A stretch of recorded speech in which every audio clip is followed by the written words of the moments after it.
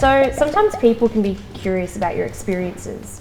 Do you remember any conversations you've had that made you feel positive about your sexuality or gender identity?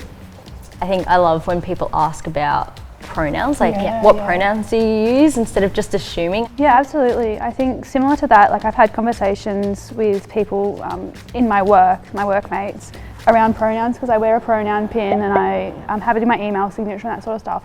So it's trying to think of like, they might not get it, but they feel comfortable asking me about what does that mean and how can I make it a safer place. I think that's really nice that they feel comfortable enough to ask me and that they genuinely want to be educated on it. I think for me, a question that is, quite nice when I'm, it's someone I don't know very well is, oh, I've heard of pansexual, but I don't really know what that is. Could you explain how is that different to bi? And it's, really depends on the person. I use both interchangeably, but some people, they don't like bi, some people don't like pan, and that's totally okay. But to have someone show an interest in, I don't really understand the difference. I've done some Googling, but I didn't quite get it. Could you, explain how you interpret it? Yeah. I really appreciated that. So what questions do you wish your family and friends would have asked to help them better understand your experiences? I feel like I do have one, and I think it's just like, how can I support you? Is there anything I can do to help? And just like checking in. And I mean, this goes for anyone. It doesn't just have to be someone in this community, but I think asking how can I help you and how can I support you is just such a valuable thing. And like, you might not get an answer, sometimes people don't know, but at least showing that you want to be there to help them and support them provides that space that if they do know, they can ask and tell you about it. Yeah. It's not necessarily a question as such, but showing an interest in a genuine way or wanting to be. Mine now. Just wanting to be educated or wanting to understand more and like that. I think when someone does that, for me, it makes me feel so special and like I love to share things. So being able to have that conversation in a genuine way is really important. And I think in regards to like relationships, especially like the non-gendered terms, like partner especially, I think that really works for me personally. I don't know about you, but someone asking, how is your partner? If they don't know, or if I mention something about my partner, they then respond with the same language. So I think it's a reciprocal thing. The assumption that everything or everyone is straight is something that I think as a society we still need to work on. It is getting better, but Yeah, I definitely agree. I think as amazing as my parents have been in supporting me, and I'm sure it came from a place of just not being aware of it before, but like, having those questions about like, oh, do you have a crush on a boy? And like, all that kind of stuff is like, just makes it feel so much more unapproachable. Like, I can't talk about that. Or like, okay, I might have a husband in the future, but I also might have a wife. I might not want to get married or ever be with a long-term partner, and I think that's okay. What are some of the ways people can be supportive allies? So for me, I think it's important to me as a cis person that I wear a pronoun pin.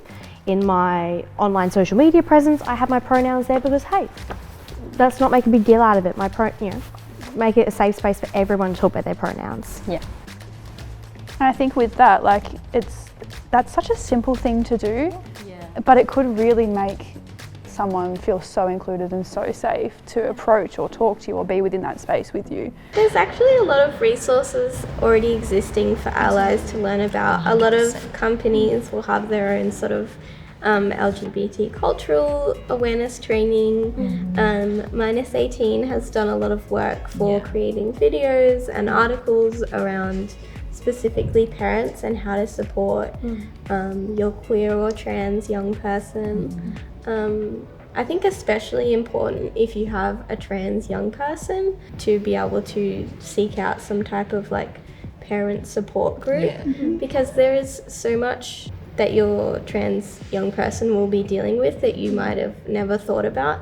And I think it's really important, especially for parents who usually don't know what to do when their young person comes out as trans.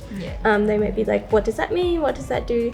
And that can be really overwhelming for the trans kid or young person to have to educate their parent and have to try and destigmatize for themselves, all while dealing with the newness and feelings of their own. I think like the first step is being willing to educate yourself and look past whatever, like if there is any unconscious bias that you have there or anything like that. So just being willing to learn and accept the information that you're given. What do you do if you get asked a question about your sexuality or gender that you don't really want to answer?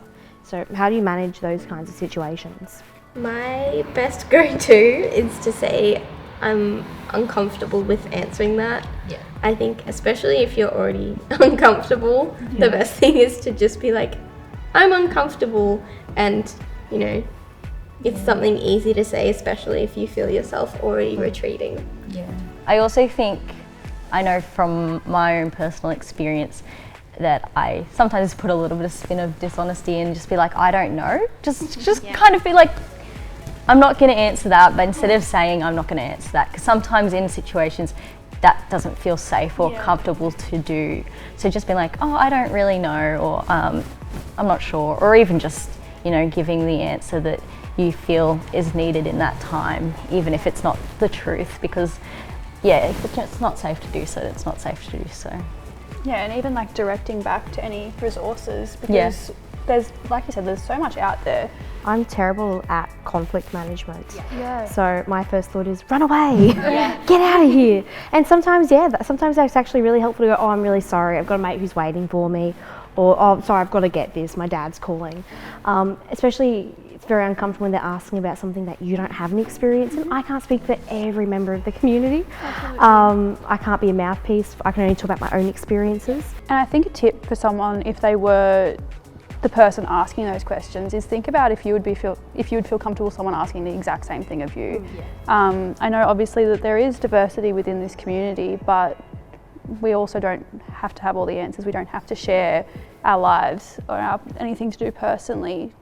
So I think, that's a really good point. And also just as not taking offence if someone says that they're uncomfortable or that they don't want to answer. It's not your fault that they don't feel comfortable, but just don't push it. Just be like, oh, sorry, don't worry about it. What would any of you guys do if you had someone ask you a question you don't want to answer and you say, look, I'm not comfortable or I don't know, and they just keep kind of pushing it? What do you reckon? Unfortunately, like when you're put in that situation, you have to be the one to remain calm, to control your emotions. But I'd say that doesn't mean that you have to stay in that unvalidated, situation. I'd say try and hold your emotions while managing the situation, and then as soon as you can, take all your rage and your feelings and express them to someone and be like, I can't believe this happened. I just feel so uncomfortable. What should I do if this happens again? And like make sure you have somewhere for those emotions to go after the situation. This is going to sound like something your parents would probably say, but I would just walk away. I have gone angry at people. It's not good for your own well-being. It's not good for your own mental health. So I've just learnt that it's just easy, if possible, to walk away. If I'm in a work situation, I'd go talk to my supervisor, or if at school, go talk to someone who a safe teacher or someone like that. So why is it so important to reach out and check in on LGBTIQA+ family and friends? If you're reaching out to someone and they're genuinely interested in your well-being, I think that alone can make such an impact. So creating those conversations in that safe space is really, really important, I think, so that young person or the family member or the friend has someone to go to and knows that they have somewhere to go to. I think, all young people, it's a time of vulnerability because you're exploring who you are as a person. You're learning who you are, and that's kind of scary, and that's totally cool. But we know that, young queer people, it's a little bit more scary sometimes. It's a little bit, oh my God, who am I? What am I? And that's why it's great to check in. We know that, there is a little bit more social stigma sometimes depending on where you are and what stage of life you're at. So, and everyone deserves to be checked in on, no matter who they are.